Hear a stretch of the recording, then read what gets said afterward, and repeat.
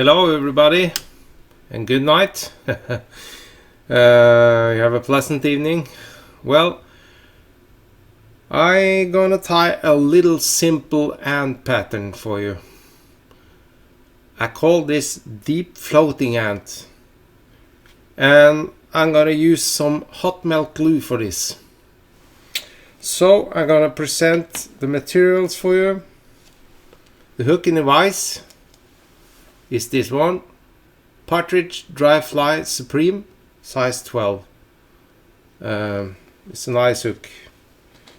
And I'm gonna use some black hot melt glue for the body. This is a hot melt glue rod, or what you might call it in English.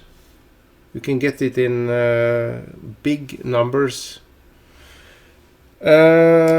I'll cut this in small pieces with the scissors, and I use my bodkin. This is gonna melt it.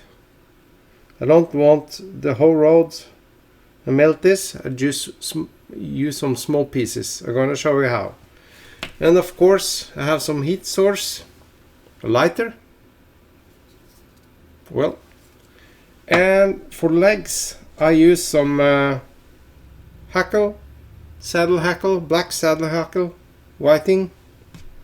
And for the thread I use some wax thread, Semperfli 12-0 wax thread, nice thread.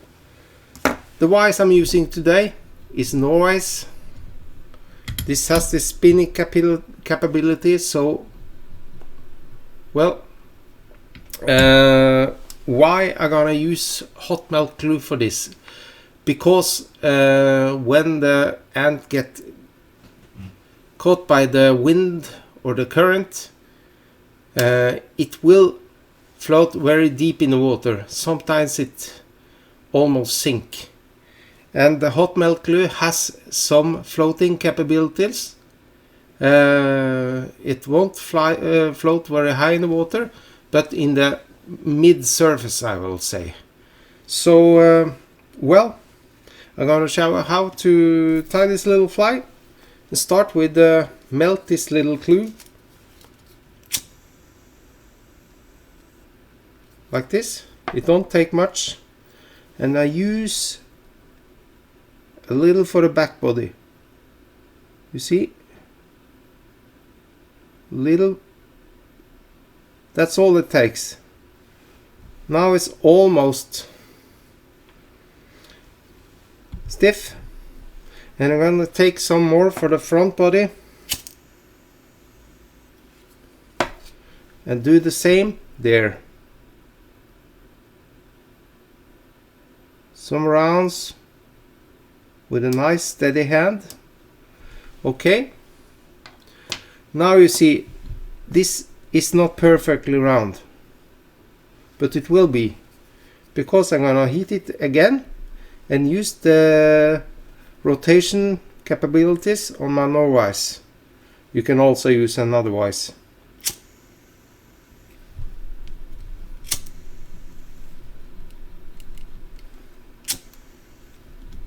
You see, this spins and make very nice ant bodies. You see, it's already perfect. Now it just have to wait and see. Wait until this is getting stiff.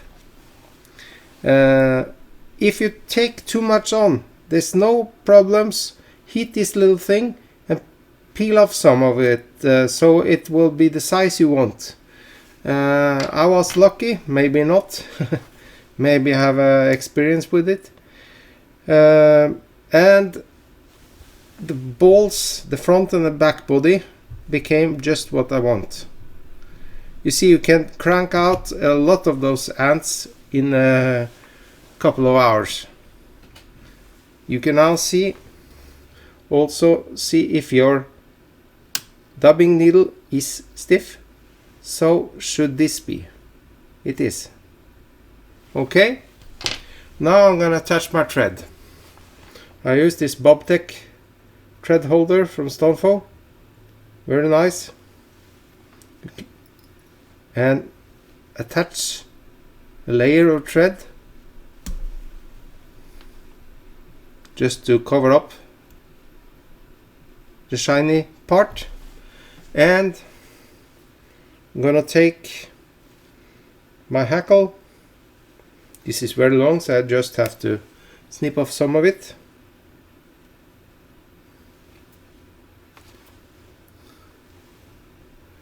And attach it to the hook like this,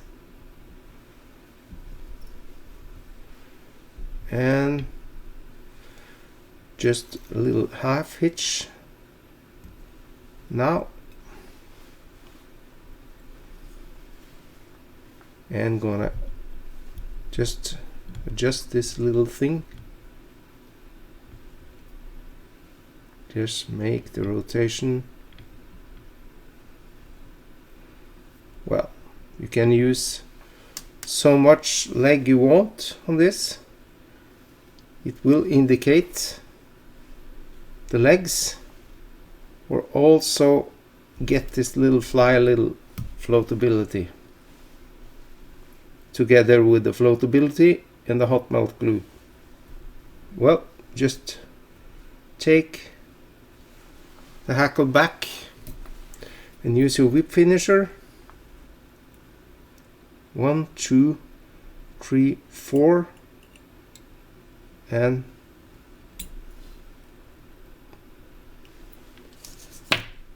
snip off.